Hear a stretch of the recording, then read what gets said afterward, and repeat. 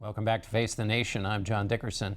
We continue with our panel with Kim Strassel of the Wall Street Journal, Slate's Jamelle Bouie, plus USA Today's Susan Page, and Peter Baker of the New York Times. Peter Baker, I want to start with you. What was your reaction to that focus group of Trump supporters? I thought it was really instructive. Very good to hear people talk in a very raw, very honest, very open way. They weren't couching their statements. It was internally inconsistent, of course, at times. Yeah, we don't think he actually means what he says, but we love it, right?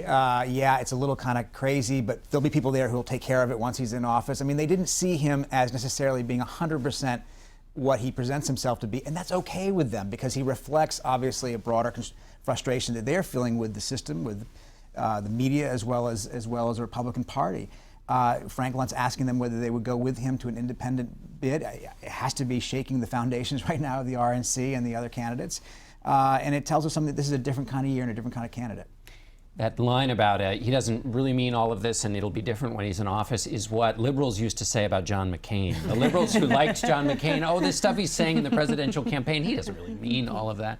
Jamelle, let me ask you, one of the criticisms of the media, of other Republican candidates, has been they don't press Trump on his facts. You know, if only people knew that he wasn't telling the truth in some instances, he wouldn't have all of this support. That doesn't seem to be true, having watched that focus group. It's not true at all, having watched the focus group, and I actually hesitate to say whether it's ever been true of any candidate ever. I mean, people's partisan attachments are pretty much immune to truth and fact and so on and so forth. No one, very few people, collect information and then make a decision. They've made a decision based off, reasons of tribal belief, reasons of all sorts of beliefs, and then they look for the information to justify it. And one real quick thing I want to say about the panel or the focus group is that my inner social scientist saw basically a living representation of something that many sociologists have been noting over the course of the Obama presidency, which is a distinct rise in racial resentment and anti-black attitudes in the wake of both 2008 and 2012. So among all groups of white Democrats, white independents, white Republicans, but especially among white Republicans, there's been an increase in racial resentment, which is sort of a measure social scientists use to determine a person's attitudes about African Americans in particular, but other groups. Trump's supporters show all the hallmarks of people with high levels of racial resentment. They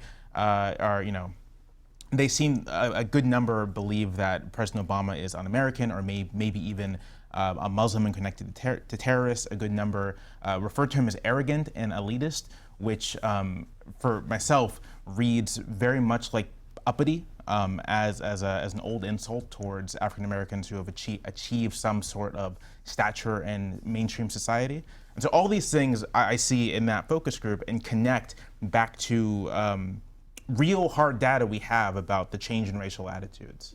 You know, we had Frank Luntz say that if there hadn't been a President Barack Obama, there wouldn't be a candidate Donald Trump. And I think you did hear in the focus group people who are maybe uncomfortable with an African-American president. I bet they are not happy with the rise of Hispanics as such an important new part of the American electorate. Even the climate change treaty, we know from polling that Trump supporters tend not to believe in climate change. So here is a president and a time that has, and a nation that has moved in a direction that's made many of Trump voters generally uncomfortable, and it has fueled his support. Kim, Governor Kasich says, but this is a small group. It's just a focus group. It's not the Republican Party more broadly. What's your sense of this? They reflect a general mood of the country. Look, I'm not sure I entirely agree the point about Trump and facts. I mean, he is a brilliant marketer. He's so good at what he does. It was no accident he came out with that Muslim comment the next day after a lackluster speech by a president who looked disengaged and had no new policies for the nation. So he comes out and says this.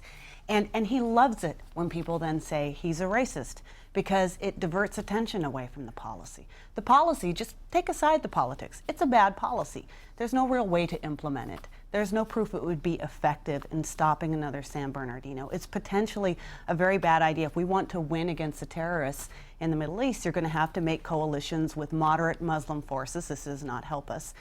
The pity is that Republican candidates aren't talking about that, because this might actually have an effect on Trump and his presidency. Why are they not talking about that? They seem a little afraid. Yes, they say bad Trump, but then they move on. There's nobody. Why is that? I mean, because he just manages to say these things that are so inflammatory that they feel that they have to respond on an emotional level and make some sort of moral statement about Donald Trump.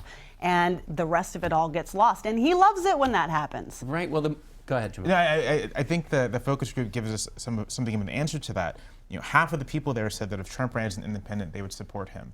And when you step back, and if you're a Republican official, this is terrifying, right?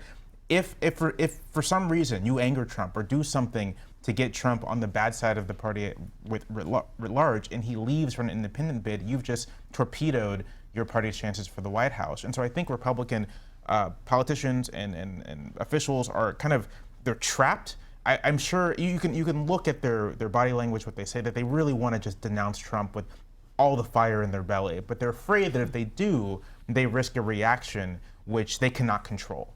And so it's this weird hostage situation.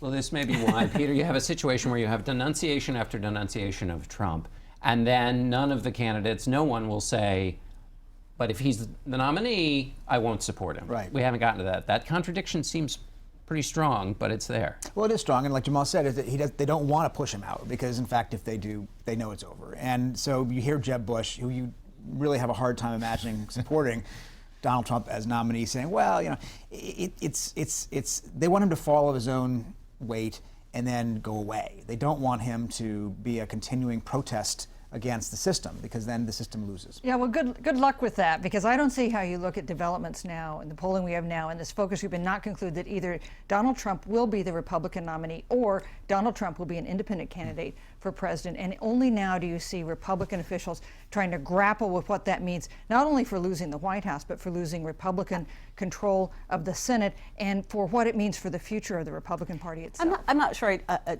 agree with that, only just because, not that I would deny Trump's support, and he has been consistent, but what we have also seen just in the last few weeks is that, in fact, events can shake up this race quite dramatically. It's still very fluid. Chris Christie is now #2 in New Hampshire. Ben Carson's support has fallen off dramatically. Ted Cruz in that poll is now leading Donald Trump.